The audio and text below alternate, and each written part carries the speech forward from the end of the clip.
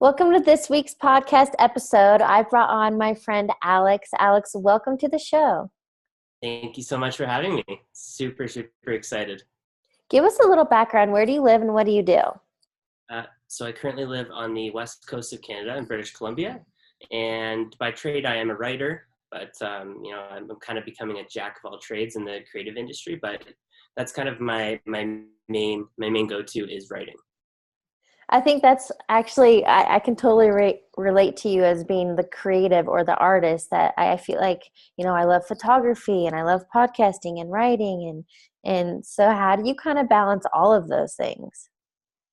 Well, I'm trying to find a good way to do that, but I think I've really tried to accept kind of a title or an identity just as myself. So when people say, like, hey, what do you do? And I try to get away from, pigeonholing myself and saying, like, I'm just a writer. I'm just trying to say, like, I'm Alex Vandelaar, and like these are all the things that I do. Instead of, someone's like, yeah, I'm a photographer, or someone's like, well, what type of photography do you do? Wedding photography, commercial photography. Why can't you just be the person, right? Why can't you just be Heather? And these are all the amazing things you do. Instead of saying like, oh, Heather, this, Heather is that. So yeah, it's what I'm trying to do. I'm playing around with that, and that's kind of helping me communicate to others the breadth of what I can bring to them. I love that perspective because that's one of the things I'm not super fond of in a social setting. Hi, I'm Heather. What do you do? Right. Like, it's so boring. So yeah, I mean, we are more than just a title. Yes. One of my favorite little stories about that is when Tim Ferriss first started, and he had like a supplement company, and he would go to cocktail parties, and people were like, oh, hey, like, what do you do? He's like, oh, I'm Tim Ferriss. I'm a professional drug dealer. I just like completely throw them off. I'm trying to think of a weird little thing that I could say to people that just like, makes their head spin. And way more interesting conversation. Right. Yeah. Yeah. Like saying like, hi, how's it going? What do you do for a living is pretty much the worst introduction to a conversation. Yes. But on that topic, on one of your many things that you do, you're, I believe, a phenomenal writer. And I know you've gotten into posting on Medium a whole lot more recently, but tell us a little bit of background on this writing venture. Yes. So, I've been writing for such a long time. When I was younger, I just did it creatively, and then my career transitioned from sales and marketing into a more creative sphere, which included writing.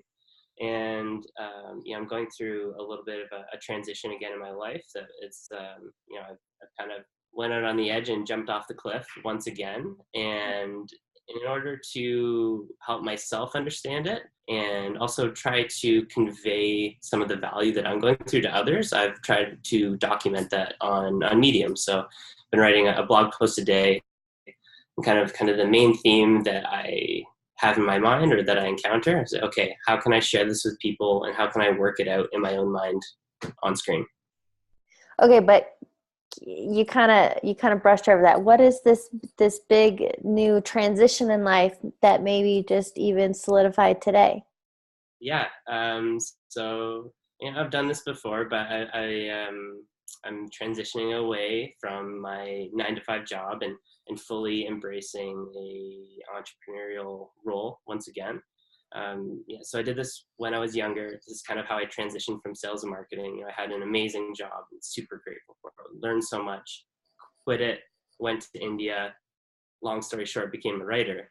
And so now I've been writing in different capacities for a couple of years, and I feel like I've kind of hit a little bit of a slow patch in my growth. So saying, okay, well, this is in my hands. I have the control to change this. So what do I have to do? Okay, here's my goals. I'm not getting there at the moment. So, okay, let's take a leap of faith and, pretty much throw away the security blanket and start figuring things out on my own. So, yeah. And I know we've talked about this before, but that fear, right? The doubt, the fear, the uncertainty, how did you push past that and be like, no, I have faith and trust that this is going to work out. This is what I'm supposed to be doing.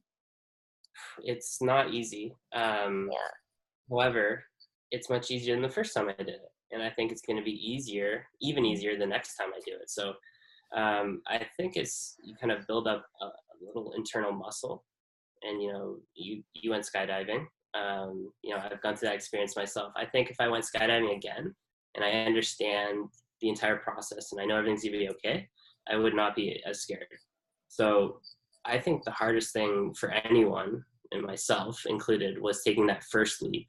And so now that I'm in this position, and I know before that I've quit my job, and I figured everything out, and I made myself self-sufficient, and I didn't go broke and hungry. I'm like, okay, I did that before. I can do that again. So yeah, it's unnerving, but also having that past experience helps so much.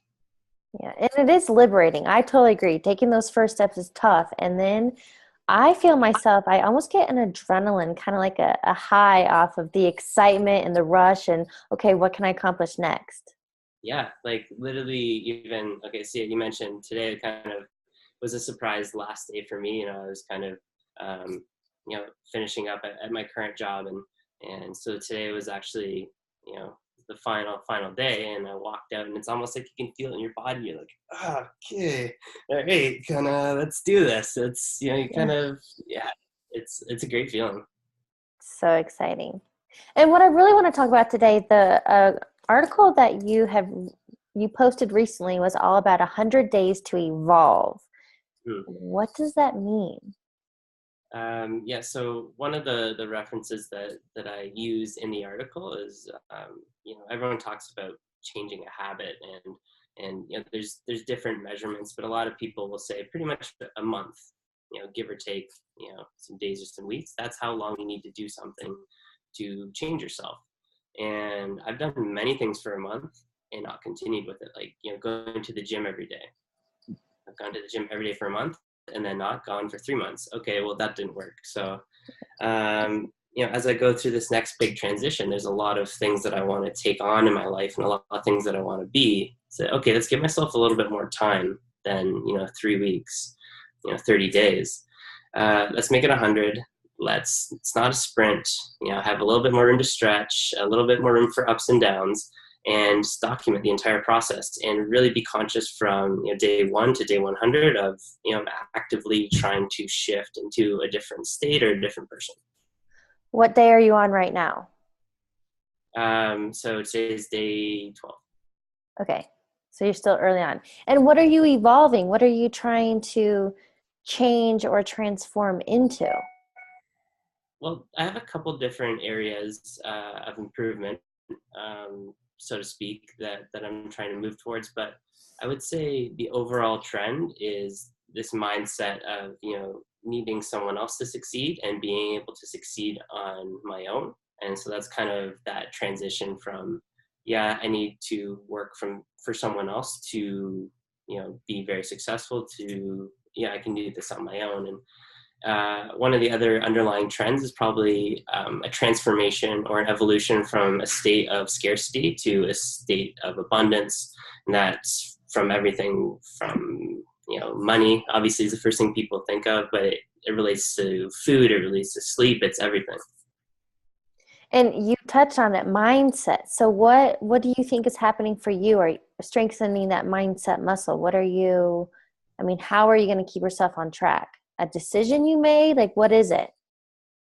Well, okay, so first to talk about the mindset muscle, it comes back to, you were talking about, I made that first leap of faith when I quit the sales and marketing job, and now this time it's easier. I think that's a mental muscle that I strengthened. And just being conscious of that mental mindset strengthening process for 100 days, I think it's going to do a lot. I'm not sure what it is going to do exactly. That's why I'm documenting it. But that documentation process is kind of there to keep me accountable. So I have to check in with myself and with everyone else every single day. And the fun part is I don't know exactly how it's going to go. And I'm going to be able to look back after 100 days and see what went well, what didn't. And I'm really confident that some positive things are going to come out of it. So, there's nothing to be afraid of, really. And if some things don't go as planned, that's just a learning opportunity. And yeah. Are you finding that repetition is key? Do you have a morning routine, or what keeps you structured?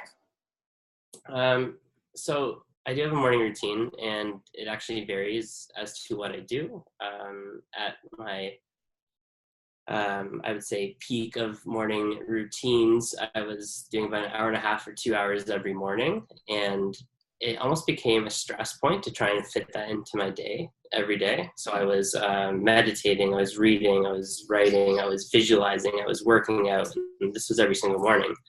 And what I realized is it became more of a hassle than anything else. Like I was going to bed and almost dreading this morning routine, which should be charging you up and setting you up for the day. So now my routine is a little different, and I'll do priming in the morning. So for those who aren't familiar, this is a little exercise that Tony Robbins will go through in the morning, and it kind of combines all of those things. So there's some breathing exercises, you visualize, you think about your goals, you go through gratitude, you express love, and this all happens in a 15-minute span. So I do that no matter what in the morning, and then if I can fit in a little bit of reading or a little bit of body work and do some push-ups, that's great, but I don't have to. So by reducing the amount that I have to, I actually think that I am more committed to the morning routine overall. Makes total sense. Yeah. Something else that you wrote in your article were the 4 components, and I think this had to do with evolving. So do you want to talk a little bit about those 4, or I can ask you about them? Yeah, I mean. Okay. So Yeah, go ahead. I was just going to say, what I understand is these 4 components, is it when you hit a state of boredom, that's when you decide, all right, it's time to change. It's time to try something new. Yeah. Um, I mean, so those 4 components are kind of my own measurement system, and everyone will go through different stages. But I think boredom for me is the thing that I am most afraid of, because when I'm bored, um, it negatively affects my mindset and my physical body. And when I'm excited, it's kind of the opposite. I feel completely alive mentally and physically. So to have that marker when I notice boredom setting in, for me anyways, that is the cue to light a fire under my ass and like, okay, let's make a change. Because I mean, a lot of people talk about like, oh, what are you gonna do to be happy? Yeah, happiness is so vague. Anyone that's read the 4 Hour Work Week or follows Tim Ferriss will know that he will measure excitement over happiness, and I try and follow the same thing. I like that. And then, so your second step in this 4 components is to take a massive leap of faith. If maybe you could explain that a little more. So a good analogy is the skydiving that we've both done. More recently, I was camping with some friends, and we did some cliff jumping. And so it's any time that you experience any sort of resistance or fear, and then you're able to push through that, is pretty much a massive action phase for me. A lot of people, I think, they believe they're taking a massive action, but they're not really. And I'm not saying that everyone has to quit their job, but I think a lot of people don't really know where their comfort zone ends, and because they always stay within it. Yes. Doing those physical activities like cliff jumping or skydiving is actually a really good way to experience what that's like, and then you can recognize that in your professional career, for example. And maybe you're meeting resistance at work with your boss, and you really want this idea to be pushed through, and they're saying it's not a good idea. Are you just going to step down and let them lead the way, or are you going to stand up for your idea and really push forward? And maybe it means jeopardizing your job, but you stood up for your idea. So it can come in many different forms, but for me, it's when you feel that pit in your stomach, that resistance, and you find a way to push through it. So feel the fear and do it anyway. Yeah. I love that. And actually, again, and I talked to another entrepreneur about this. When she gets that pit in her stomach, or that fear feeling, that's when she knows she's in the right direction, because the fact that she's uncomfortable means she's got to keep going. I can really relate with that, because going back to the last time that I quit my job, um, everyone was saying like, you're crazy, like what are you doing, this is the perfect job, this is, you know, your career is going in the right path, like one day you could be running this company. And I said, you know, this is not exciting me, I feel bored, so I'm going to quit, I'm going to go to India. And I look at all the amazing things that happened since then and what I've become and what my life has become, like, wow, that was the right decision. So now when people are saying, are you sure you want to do this, you know, you could move up in the company, there's a lot of good things that could happen, like, no, I've felt this before, I know what comes after this, and that's what excites me. Yes. So proud of you. Thank And you. then steps 3 and 4, you just mentioned that it's acquiring a new label or identity and then integrating that new identity. So maybe if you could touch on those.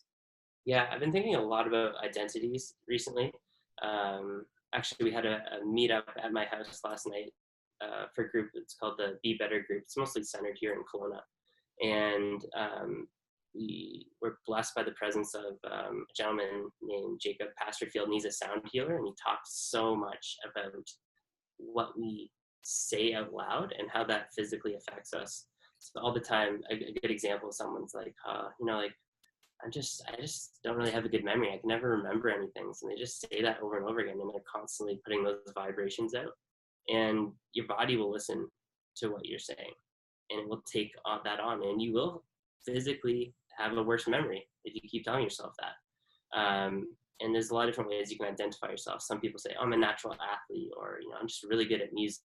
And we take on these labels, and those labels become who we are. And I think a lot of people don't realize that we have the power to discard labels that don't serve us and take on new labels or identities that help us get closer to our goals. Yes.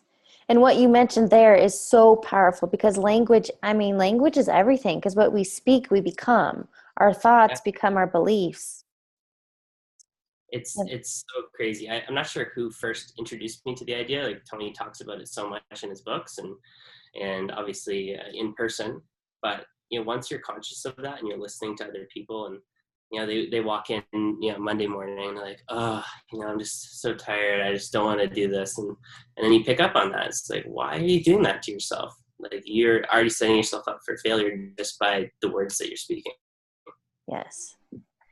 If you could sum up this whole article on the 100 Days to Evolve, what is one thing someone can do to implement these, you know, maybe change in order to stay focused?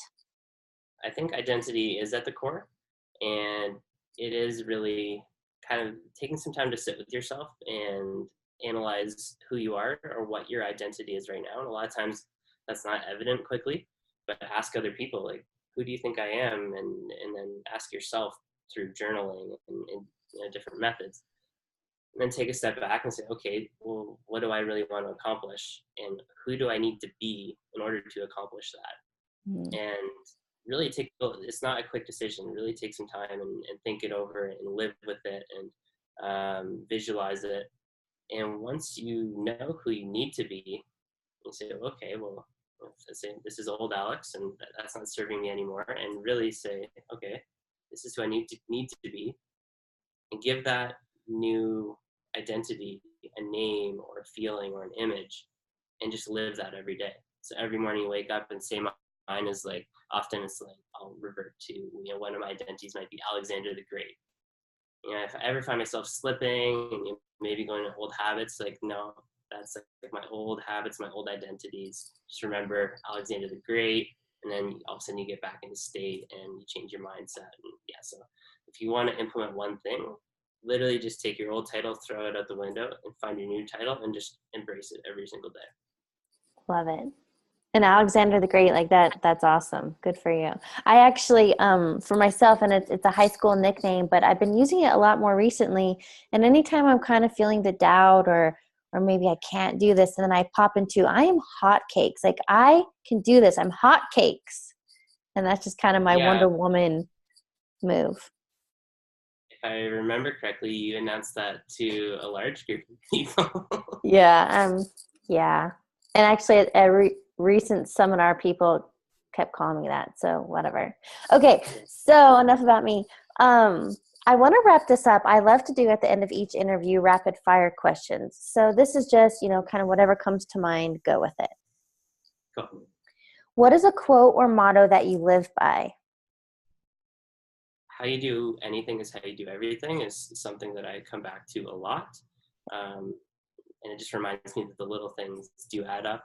And it's so easy to say, like, you're trying to be clean, you throw your shirt on the ground, whatever, I'm so tired, I'll get it in the morning. But that little action is reinforcing in your body and your brain, okay, it's okay to throw on the ground. It's okay to be a messy person. And those big changes start with tiny little daily changes. For sure. What is a book you're reading or one that you highly recommend?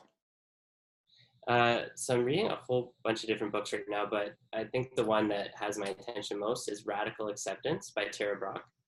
Um, and it really touches on how we treat ourselves and how we think ourselves and our self-talk and how we confront our own egos. It's really closely tied into mindfulness and meditation. But for anyone who is trying to develop a better relationship with themselves, it's a great place to start. Okay, good. I love new book recommendations. And finally, what is one piece of advice you want to share with the world? It's been a little bit of a theme recently that myself and a couple of my friends have been living with, and it sounds a little odd at first, so it needs an explanation. But the phrase is, "It doesn't matter." Saying, like, what do you mean it doesn't matter? So many things that matter. At the end of the day, a lot of the things that we stress over and we fight over, and